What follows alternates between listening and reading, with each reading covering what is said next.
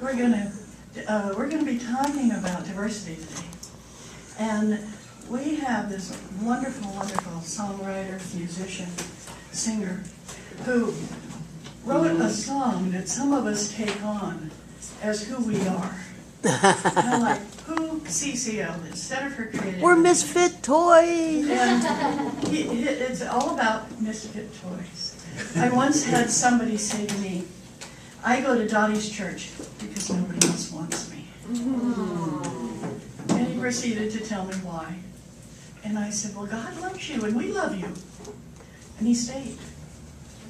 It was like I found home because I'm not being judged. And I don't know when Sean wrote this song, but I think it's got to be CCL's anthem. It just is wonderful. You want to be up here so they can see your beautiful face? Or, Yeah, too bad we don't pay him royalties, huh? You know that, don't you? I don't remember when I wrote this song, but I think it was sometime around 2007 or 2008 now. God, it's got to be 10 years old now. Wow.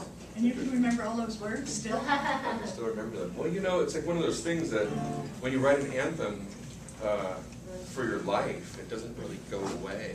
No. It becomes part of you, and you find yourself singing it to yourself in these very random places. Like church. I'm happy to say that, you know, along with Great good time. Come on. So, you know, things like that go through my head every, you know, they cycle through every 5 months or so, and this song does as well, which is kind of cool. Very cool. Do you want to be mic'd or are you fine? No, I don't need a mic.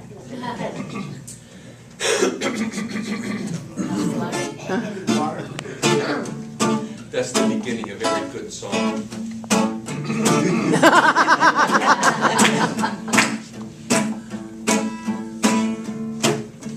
Do you feel disconnected and a little disrespected? You don't fit right in. Come with me, you're not alone. There are things you've not been shown, a different point of view.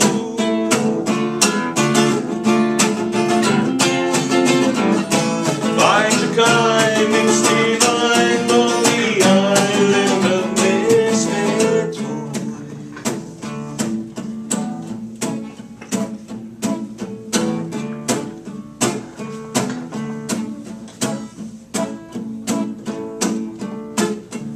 We have gifts to give the world.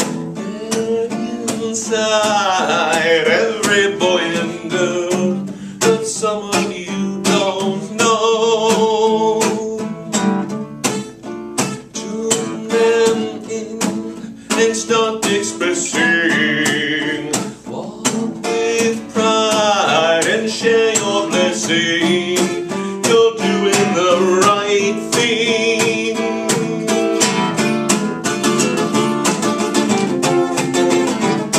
Raise the moon, we have room on the island of misfit toys.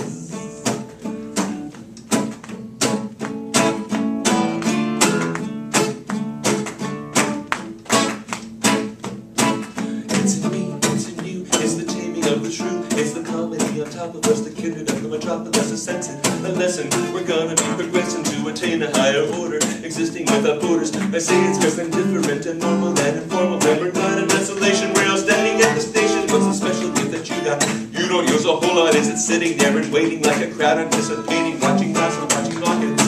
Swirling sockets, behold, we're in our pockets, like the memories in our pockets. Try to get to what we were, what we is, what we was. Excavating, it's spelunking, getting down and getting funky. Gotta culminate the history, swing it to the present. It's a gift I gotta give, and not be hesitant. I can't do it solo, gotta put it in the color. We'll get wired when I'm tired, gotta keep this baby fire. It's a unit, a collection, extensible introspection. I struck it with the plectrum, I hit the inner spectrum. A thunder isolated, we're together, favoritism of it. Let's try that again. Although we're isolated, but identity, an entity, a common thread that's meant to be discovering, recovering, spirit that is suffering, instigator, regulator, hook the net, defibrillator, supercharged, living, we're part of the community, accepting that our differences create a tattered unity. We're poets, musicians, we're nurses and physicians, some we're gay, some we're not, but we're giving what we got. We don't judge you by your color, religion, or your race. We discover your expression. Sorry. We're poets, musicians. Oh gosh, I'm tired today. I just got back from Peru the other night. This is what happens.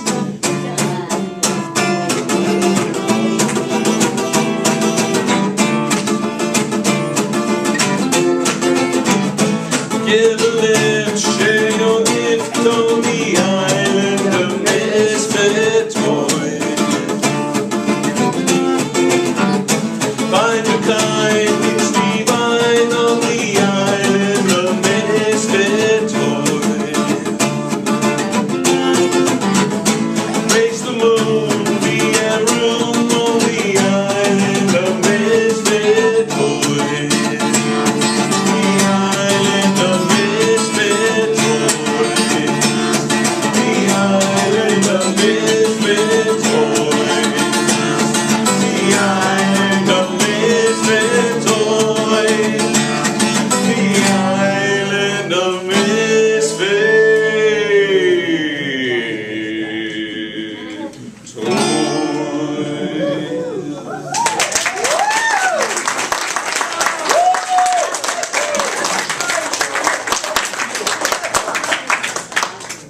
Okay. Woo. So fantastic. And that song is available on his latest CD. Yes, it is. And his latest CD, it's available. The Island of Misfit Toys. Ronnie, could you stand up and model your stole, please? I'm going to tell them a little story. I had this stole made for me by a wonderful woman. And she was a reverend in MCC Church. And when I met her, Go boy. You go, Ronnie. when I met her, she told me that she was going to become a man. And now you'll all probably remember this and nothing else what I said. And I said, well, what do you mean? And I hate to say you're getting older, but you know, she wasn't a young kid. Right. And she said, well, Dottie, I'm going to have testicles before I'm 65. Well, that stopped me. What do you say? Thank you. Or, excuse me, Congratulations. and he did. Yep. And he was then a grandfather instead of having been a grandmother. And his kids, somebody said, well, how do you feel about that? And one of his granddaughters said, that's okay. We have a God-made grandfather and a man-made grandfather. Isn't that wonderful? And so every time we have a Pride Sunday, either Ronnie or I, we fight for it, wear the stole. It's too long for me, so I have to guess it. Because we remember Chad. And Janet, you remember Chad. I don't know if anybody else in here does. But it was such a, and Millie, you remember Chad. It was just one of those things that it was so great. And he had asked me to write his biography. And then halfway through dictating it to me, he got sick. But so I really got to know who this person was and who they were. And his journey was very interesting. Well, right now, you see, we have a rainbow spiral up there. And these colors were chosen by the gay community, and in fact, the person who made the flag has died was it just last month? George? Gilbert.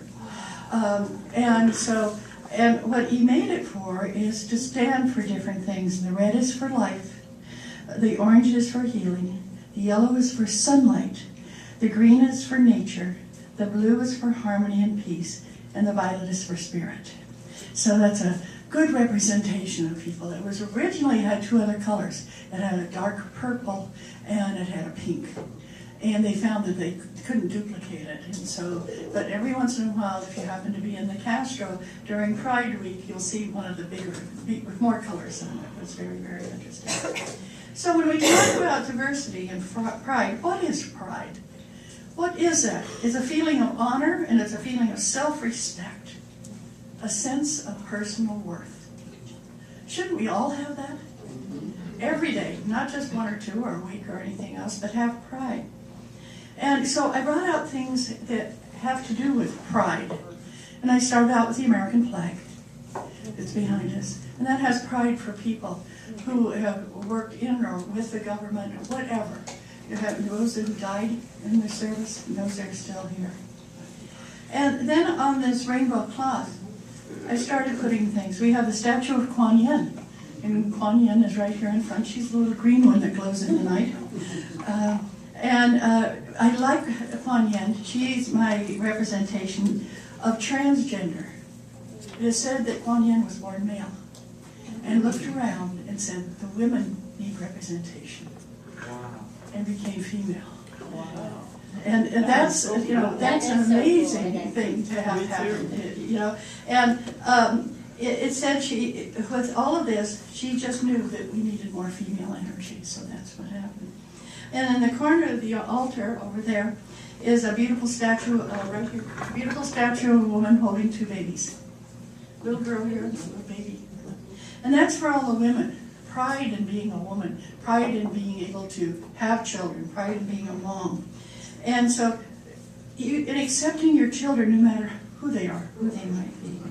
The lovely iridescent angel right there is all colors. If you look at her carefully, she represents all colors of the world. And we have a little tiny warrior here, the Native American. And the Native American, the thing about them is that they're the two-spirit community that a lot of people have never heard about.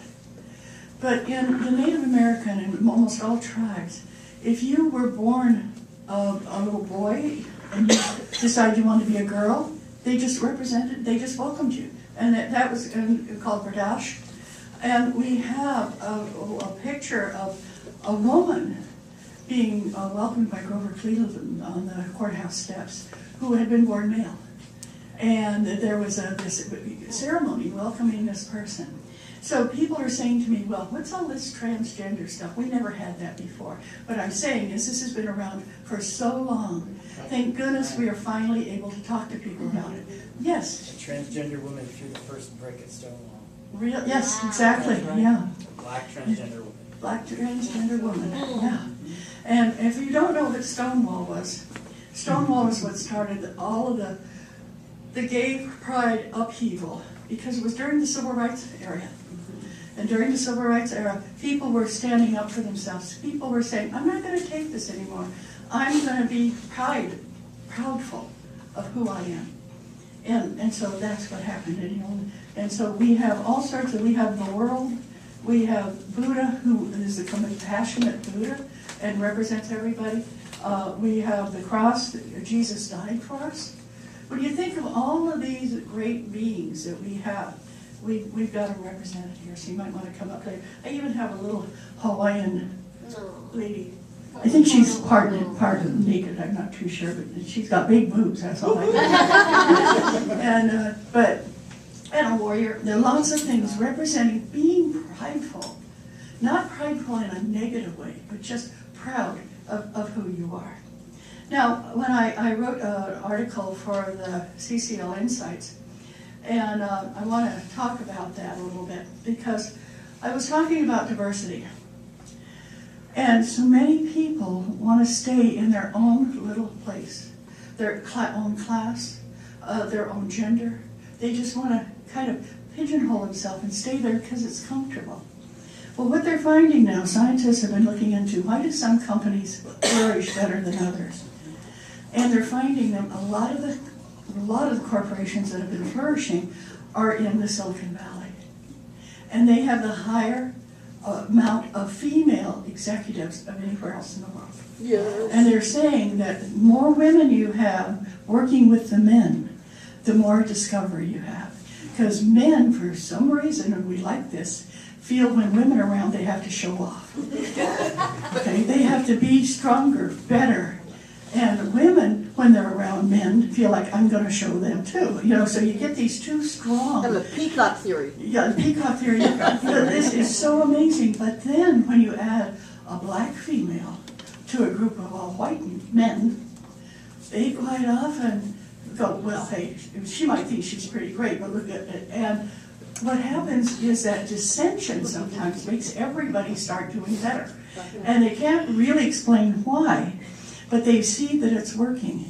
To the tune of $49 million a year more is made by companies that have diversity, whether it's Native American, whether it's African American, whatever, whether it's Indian from India. The diversity makes the companies grow. So when you're driving down the road and you think, my gosh, everywhere I look it's somebody else of a different culture or from a different nation, say, yeah, that's how come everybody comes here. Because that's what we have to offer, that kind of diversity. And the other thing is that unique information comes from diversity. How many of you have ever been working with somebody from another country and they bring a meal that you've never seen anything like that before? Yeah, do you ask for a bite? I always do. I go, what is that? Can I have a bite? And sometimes I'm just really thrilled, and other times I just swallow it quietly. There are so many different foods from different areas around, and that's what our differences here in the United States is what makes us great. So I want you to think about that today, it's all the differences that we have around. And you might not find all the people that you talk to that you fit completely with. Stay within who you are. I've seen people, they meet somebody who's not very bright, and because maybe they haven't had as much schooling or whatever, and they always want to go down to their level instead of very gently raise them up to theirs. I was living in Lancaster, California. I'm not going back there, but I was living there. They won't let you back. What do you mean? And I had you're right. My dad asked me to leave before I got lynched. It was really bad. I was always doing things that weren't considered good to be doing, and so he thought, go to a bigger city, dear. And because it was at the time that we had the Ku Klux Klan was burning up crosses and homes. And people always say, where was that? LA County. Okay, this is not far away. No, it isn't. But my father was an attorney, and he believed that everybody had a right. And so I was raised by a man who was not only a Baha'i, which is a very interesting religion, but he also was a charter member of the NAACP, and he represented the Ku Klux Klan in court. Now that's, whoa. And he said, because each group were being persecuted. And you never think of that. As they or them, well, yeah, they deserve to get that. But when you're walking that line of having to be a peaceful warrior, that's what happens. You get clients of a different type. So it was very interesting to have that kind of raising. So when somebody says, well, Dottie, don't you dislike them or this? No. I can't think of disliking anybody because of the color of their skin or the sound of their voice or the Cadillac that I might want. I mean, no, because I'm in my skin. And having pride of being in your skin is absolutely so important. Not lusting after what other people have. Now, we have a basket back there. You going to tell them the story? Which one? When you were in Lancaster? One more time. Which one? Well, yes, that is a problem. But how about All of them. The Johnny Mathis story? Oh. well, that's an example. Yeah. I worked at Edwards Air Force Base, and I went out with this young man. His name was Skip. And it was about the third time I'd gone out with him. We're in his car, and we're driving along, and Johnny Mathis comes on singing Chances Are. And I went, oh, wow, he is so great. Oh my gosh, I just love him.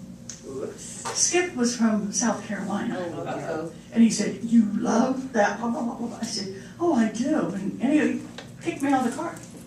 I was 5 miles from home, in the middle of the night. Wow. In the middle of the desert. In the middle of the desert. Uphill both ways. Send them on the road. have said the same thing. You know, it didn't stop me. I just never saw him again, you know, but I never had run into prejudice at all. How did you get home? I'm Very slow.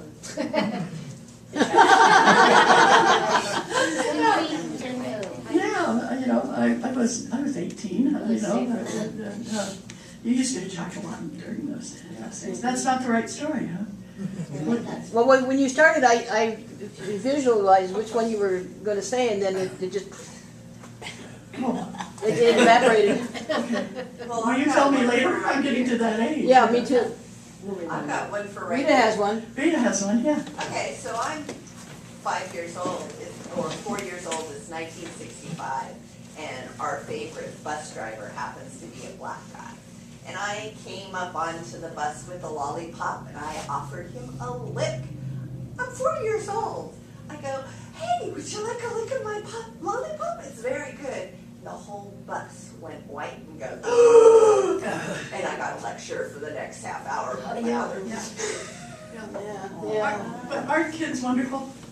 Yeah, Cheryl. I have a kind of. Come on, stand up so they can hear you back there. I was raised, my dad also was an attorney, but we didn't keep up with the Smiths and the Joneses. Can't hear you. And my dad also was an attorney. We didn't keep up with the Smiths and the Joneses. As a matter of fact, he was on the other side representing people during the Kent State massacres and that, so whatnot. And his biggest case went statewide, made a case filed, the Stanford Daily case, but won't go in there. What I'm going to say is that at my high school, at Homestead High School in Cupertino, it's diverse, you know, I mean, predominantly white, and the only Hispanic people I ever saw were foreign exchange students.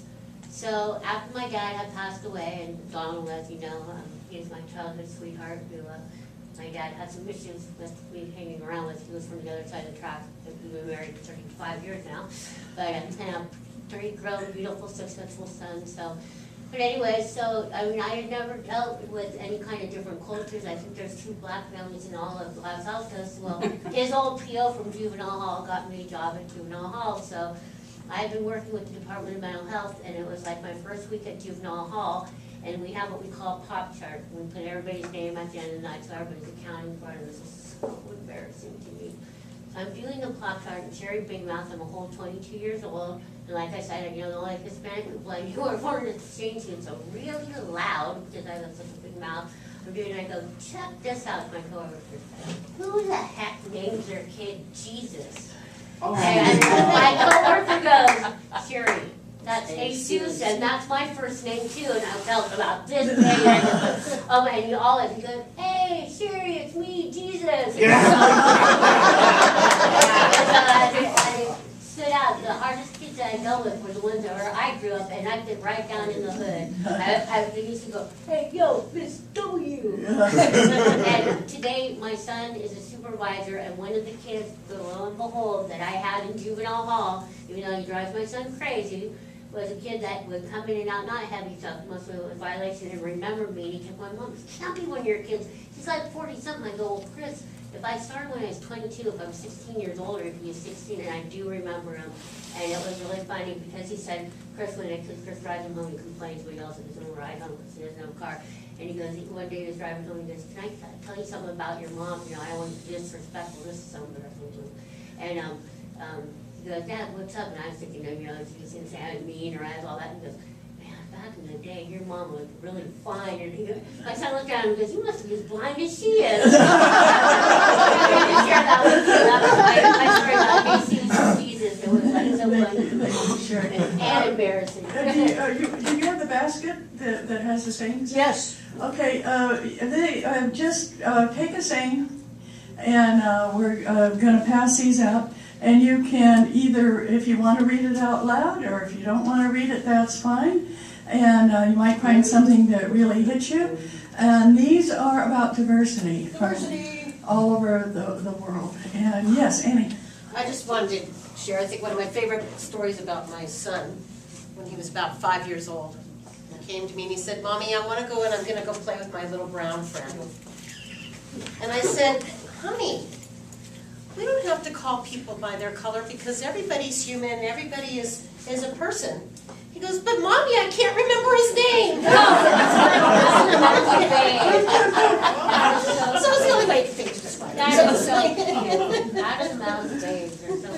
my son did the same thing. He had a playmate that he played with. His name was Charlie, and he came in one day and he was so mad. And he said, I don't like Charlie. And I said, why not? And he said, Charlie's, he's red. I said, okay. The kid didn't know his colors at all, and I didn't know how to go explaining everything. So yeah. Tell them about the Japanese. Oh, I managed the only integrated apartment house complex in Lancaster, and it was during the Watts riots. And so a lot of guys in pickup trucks and shotguns fired shots into our apartments. And I was so proud of the white folks because they got up and walked around and formed a wonderful brigade and held hands so to keep that away. But one weekend, as a kid came running in, his daddy was a German, his mom was Japanese, and he was wearing a helmet, an army helmet, and he came running in and said, Mrs. Boone, we're playing war, and I'm the enemy. And I looked at this little boy, and I said, you're the enemy? And he goes, yeah, don't I look German? Oh, yes, you do. But yeah, kids are just so bad. So anybody have one they'd like to share? Yes, Nora. You can't love your country without loving your countrymen and countrywomen. We don't always have to agree, but we must empower each other. We must find the common ground. We must build bridges across our differences to pursue the common good. Is that by Virginia City? No, it's Corey Walker. Okay, good. Annie, you have one? Yep. We need to give each other the space to grow, to be ourselves, to exercise our diversity. We need to give each other space so that we may both give and receive such beautiful things as ideas, openness, dignity, joy, healing, and inclusion. That's the faith. Yes, yeah. When men and women are able to respect and accept their differences, then love has a chance to blossom. Who did that?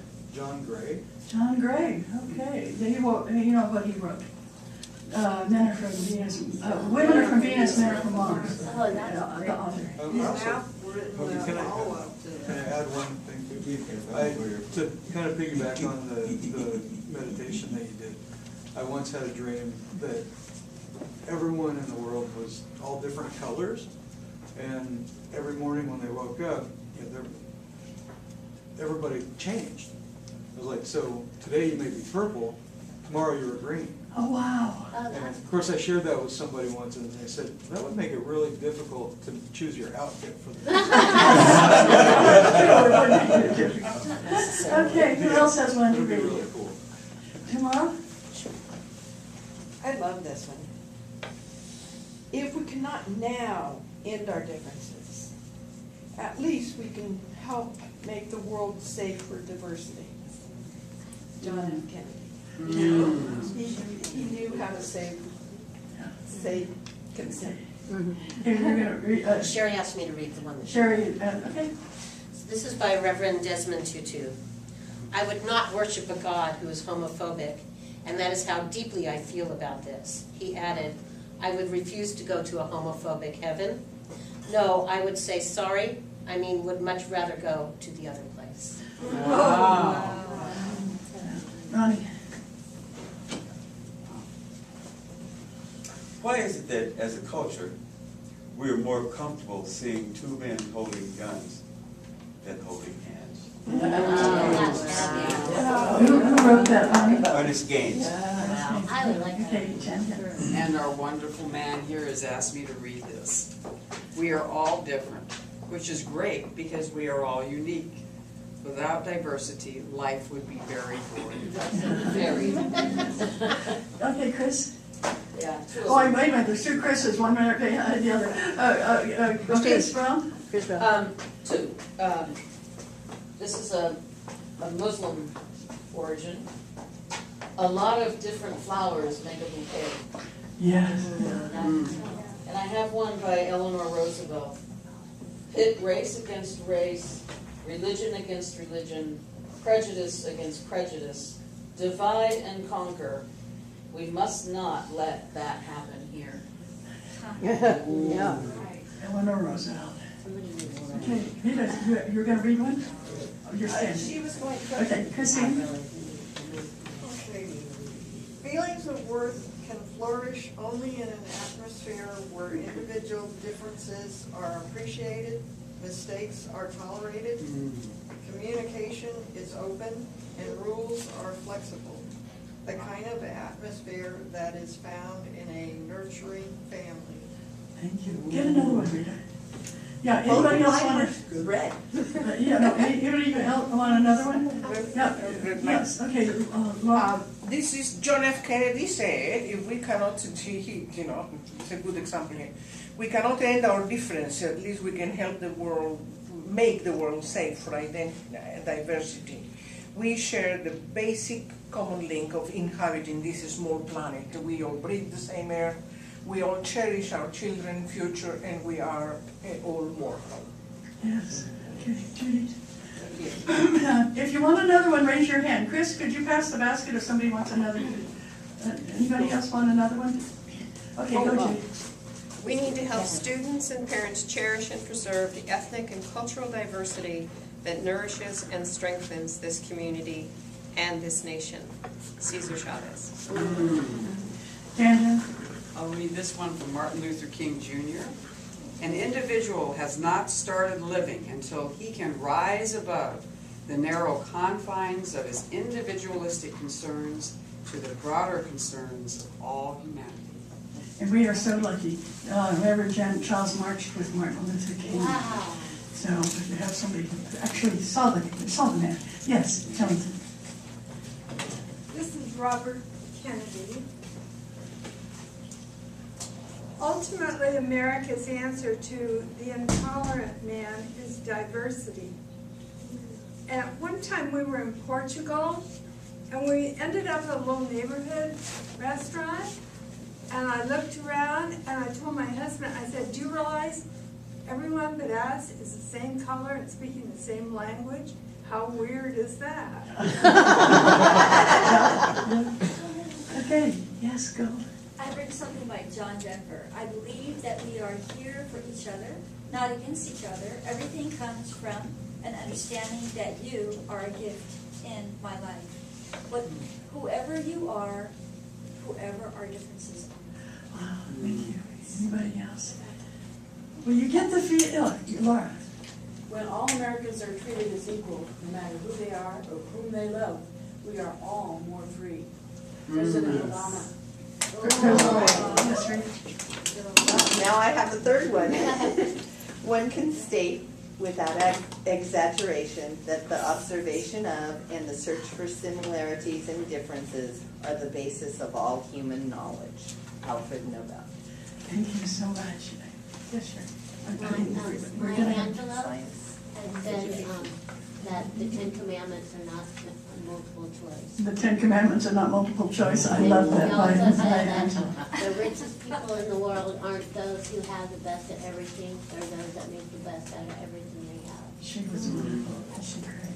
Okay, we are going to pass the basket.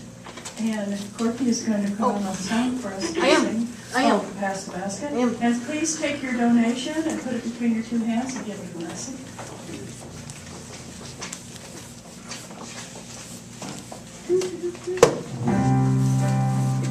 Giving to the ministry from which we receive our spiritual support and nurturing is an affirmation and consciousness of the truth that Spirit is the prospering power enriching every area of our lives.